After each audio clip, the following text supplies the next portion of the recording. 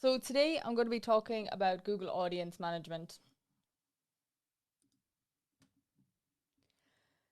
So just a quick introduction to Google Audience Manager. So this is Google's essentially built-in tool in Google Ads that allows you to create and build and explore audiences that can help you leverage to target potential customers through Google.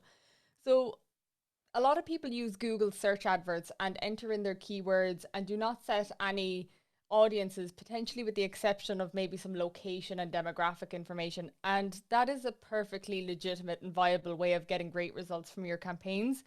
But when you want to start digging a little deeper into your search campaigns or broadening your campaigns out from search to include display or shopping or video campaigns, audiences are a really important aspect of your campaign setup. And if you're looking for the Google Audience Manager, you can go to Tools and Settings here, and you can find it in the shared library here under Audience Manager. So audiences are a little bit different on Google to other platforms. So Google is one of the highest intent advertising platforms, especially when it comes to search campaigns. Google also provides advertising for lower intent options like display and YouTube, for example, depending on where your business is at. But success is largely determined by your problem solution fit when it comes to Google.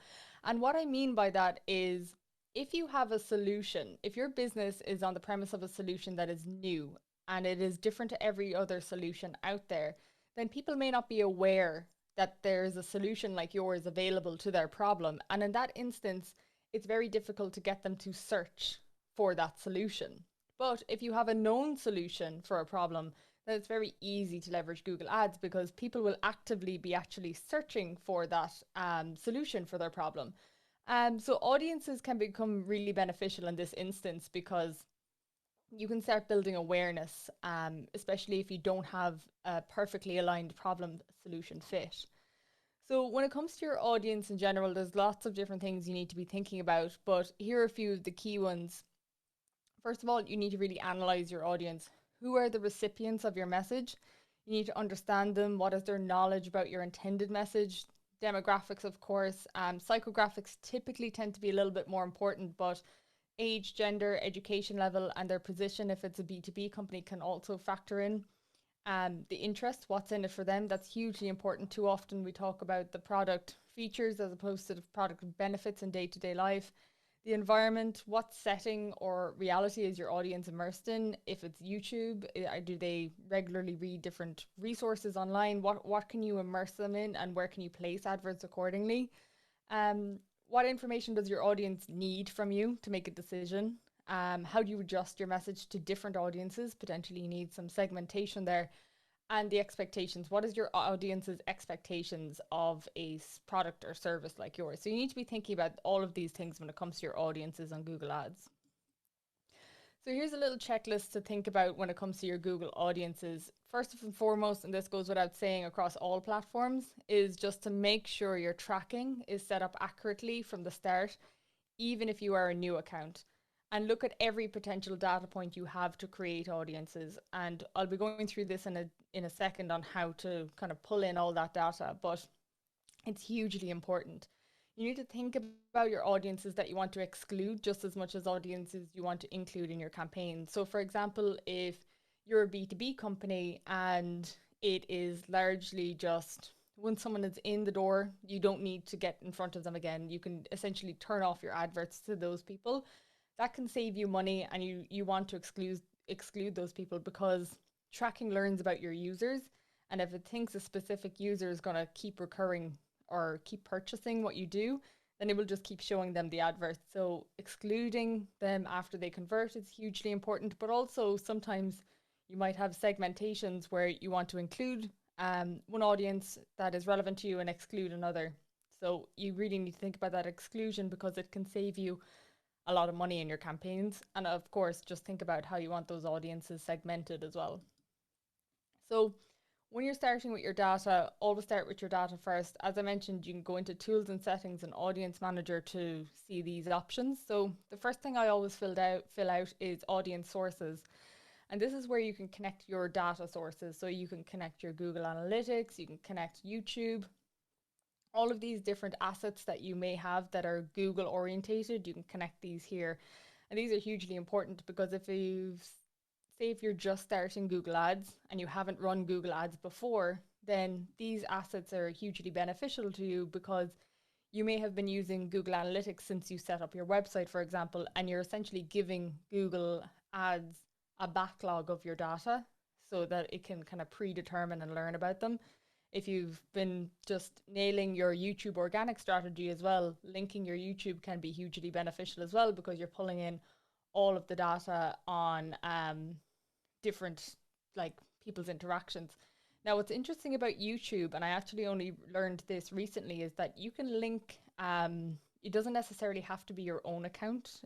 You can link other people's accounts as well. So, say for example, if you had a partner, or if you were doing collaborations with another business, or if you had an influencer willing to do it, you can link in their YouTube data here as well. So that's hugely beneficial as well if you're looking to scale that out.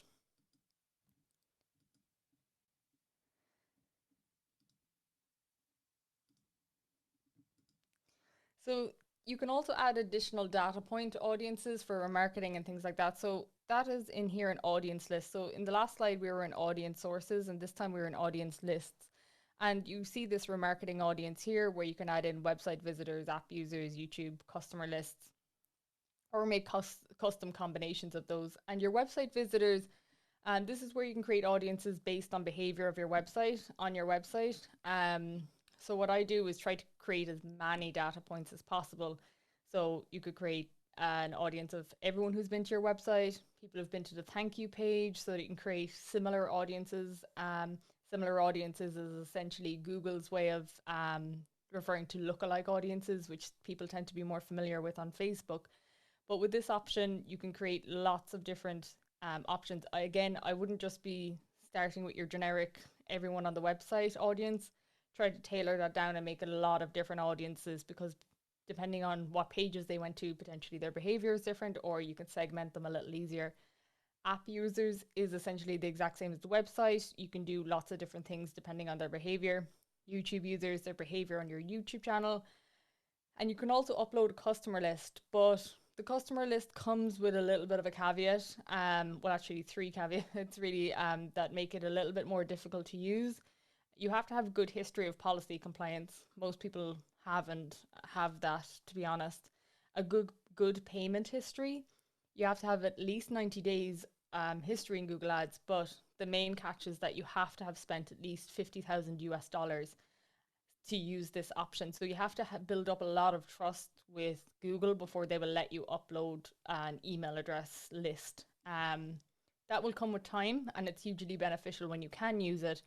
Just bear it in mind that it is there to use when you can. And then you can create custom combinations of all of these. So you could say anyone who went to the homepage but isn't on this list, or anyone on this list who hasn't been to the website before or taken an action. So you can cross-reference these as well to make it all a little bit more niche for your business.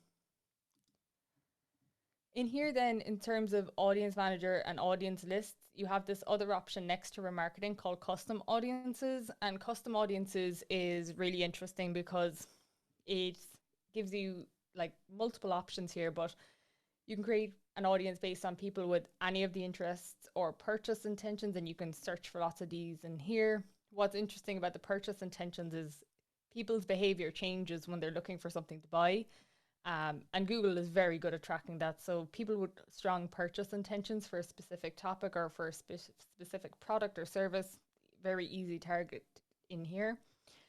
People who browse websites similar to and add URLs. This is a really interesting one. And what I like to do here is build competitor audiences essentially. So go to your competitor websites and put their websites in here. What I'd always recommend with this, instead of putting in, say, their homepage, go to their website, and if they're a product, go as far as the add to cart. And if they're a B2B service, go as far as whatever point of contact is on their website. So maybe it's a contact form or something like that. And put those URLs in. Put the highest value URLs in there from your competitors to build those audiences. You can do the same with apps similar to, or people who have visited these places. I haven't seen this one used in a while, but these two are fantastic. So think about the apps, think about the websites that your potential customers use, and you can create audiences based off these in here.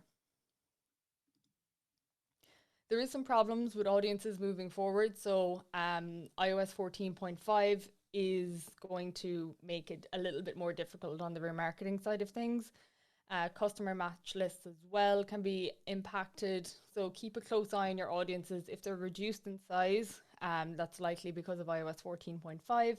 It is a little bit less impacted than Facebook because Google has better trust with users than Facebook does. So it's not as big a worry as it is on the Facebook platform, but it's still worth keeping a close eye on it. And it's also worth noting that going into 2022, the proposed changes are on Android also.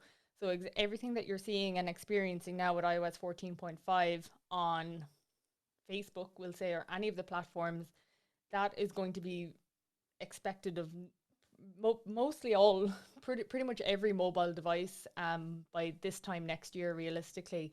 So privacy first marketing is going to be the norm. It is going to be privacy first. They are just changing things around in terms of modeled conversions. Facebook has aggregated measurement.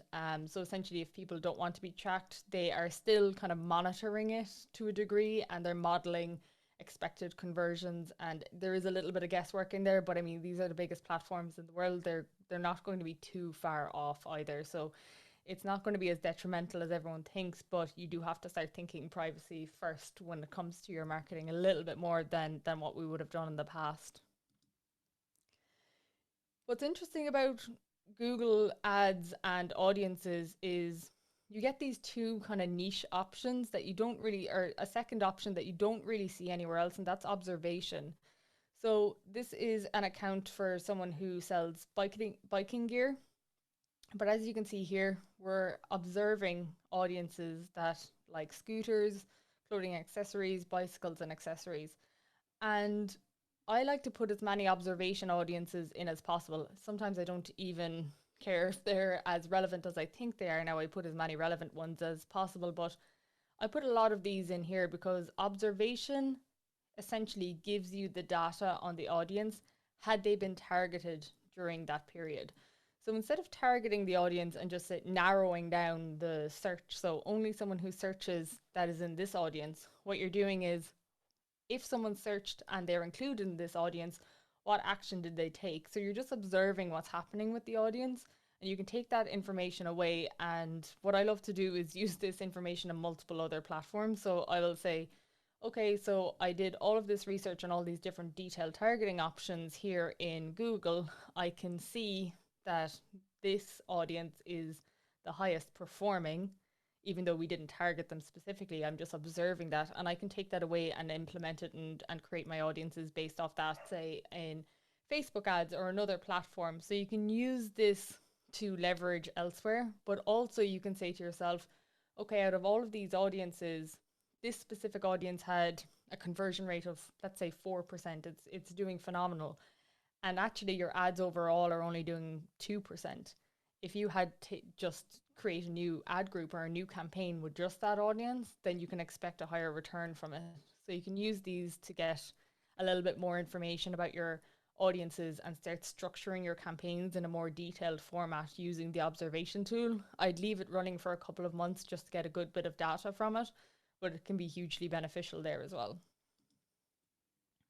There's two kind of key types of audiences when you're putting in descriptors into Google Ads as well. So you have affinity and in-market, and you'll see these when you're putting in different options. But affinity is um, reaching people based on a holistic kind of a bigger picture of their lifestyle, their passion and habits. So say, for example, I enjoy playing guitar. So what I would be in affinity audiences for people, say, um, chord websites or different interesting things, maybe articles and things like that about that hobby. But in market is slightly different. In market is when someone is seeking to purchase it.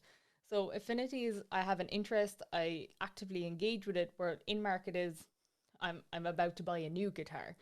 So you're thinking about these slightly differently. Affinity, they may have a strong interest in what you do in terms of your product and service, but in market typically tends to be a higher converting option because they're actively seeking to purchase that there as well. You can also use life events So you can use life events such as getting married or graduating from college as an audience type on Google Ads. Again, this is typically pretty niche. Getting married can be great for events, companies, and things like that. These audiences are really specific though. They can only be used for YouTube, Gmail, and display campaigns. So you can't use life events for a search campaign or a shopping campaign. But it is hugely beneficial, regardless of that, if your niche audience fits into a life event or is super seasonal around one of these options as well. So just bear that in mind as well. Similar audiences. So similar audiences, again, are just like lookalike audiences that you would see on Facebook. You can take your own audience and create a list of those who Google identify as most similar to that audience, and your initial audience is automatically excluded from the similar audience. So you don't need to worry about kind of this exclusion point here.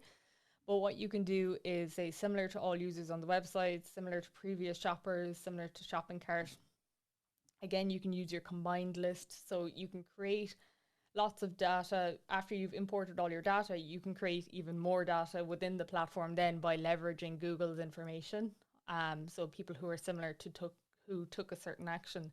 And that's why it's really important at the start to take that step to upload and connect as many data sources as possible so that you can say, okay, I want a lookalike audience of anyone who hit the thank you page. I want a lookalike of anyone who's hit my competitor website. I want to, especially if you're a new business starting out, using competitor data here can be as close as you can get to having your own data at the start. So using that at the start can be beneficial just to give you that little bit of a leg up, because one of the biggest problems that startups have is a lack of data when it comes to the platforms, and data is what becomes most important in getting a good conversion rate over time. So start with what you have, regardless of where you're pulling it from, just so you can get as much information as possible here as well in terms of your audiences. You can also use demographical data, and demographical data can be found in the middle tab. There's actually a darker grey tab over here within the platform, but under demographics, you have the option to look at your age, gender, household income. Just to note, household income doesn't work effectively outside of the US. So I'm based in Ireland and I can't use this feature at all. It won't work. But you can also do combinations of these. So you could say someone in this age bracket with this household income, with this gender. So you can break these down. Now, I'm using this example specifically because this is a campaign that was running for Knitting Wool. And in the initial conversations with this person that owns the account, they were saying, obviously this is a product for 45 plus. Typically, you don't really see that many 18 to 24-year-olds. But when it came down to it, even though the volume of conversions was a little bit higher from, say, 55 to 64, which was to be expected, the conversion rate in terms of percentage was actually pretty high on the lower age groups. So you can see over here the conversion rates in terms of percentages were actually really high in the lower age groups, which we were going to disregard at the start. So it is typically, I find in your best interest to leave a lot of the demographic data on at the start and taper it back depending on what results you're seeing, rather than making assumptions and then retrofitting afterwards. So just have a little bit of a think around that as well.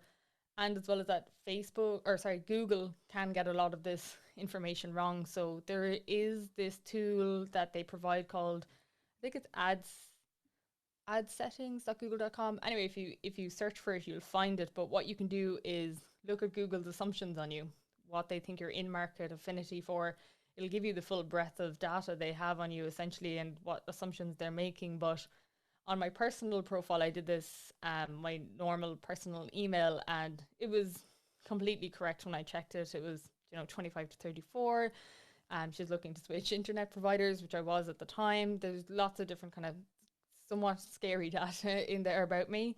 But then I checked it on my work email address and I thought I was a 44-year-old man looking for accounting software. So it is going to build these profiles based on assumptions and what people are doing. So sometimes these aren't really that accurate either. And it depends what kind of email people are logged into and things, and cross-sharing devices and all of that. So this isn't 100% accurate by no stretch either. So I'd be wary about turning a lot of it off unless it's really underperforming. You can see here as well, there's this unknown bracket as well. So there's always the unknown element. I'd never turn off the unknown, um, purely because it is just unknown. You don't know what you're turning off there. You can also do audience expansion. So this is regardless of whether you are using some of your own data or if you are using a lookalike and things like that. But you can use this little toggle here to increase the reach. I'd highly recommend, if you do feel like you need to use it because the audience is small and maybe the advert isn't running effectively, to just move it as lightly as you can in the direction of more reach. Essentially, this toggle is getting further and further away from the data source. So you're making your audience less and less relevant as you make it bigger and broader. So just to bear that in mind as well, just keep your targeting expansion as small as possible. You can narrow it, you can add observations, but just keep it as low as possible there as well, to avoid waste. Here again, that's all you're trying to do with Google Ads, whether you're managing your keywords, whether you're setting up your audiences, no matter what you're doing on the platform, you are always just trying to avoid spending what you don't need to on the platform as well. Inside here in this tab as well, under your audiences, just above demographics, which we just talked about, you have your exclusions tab.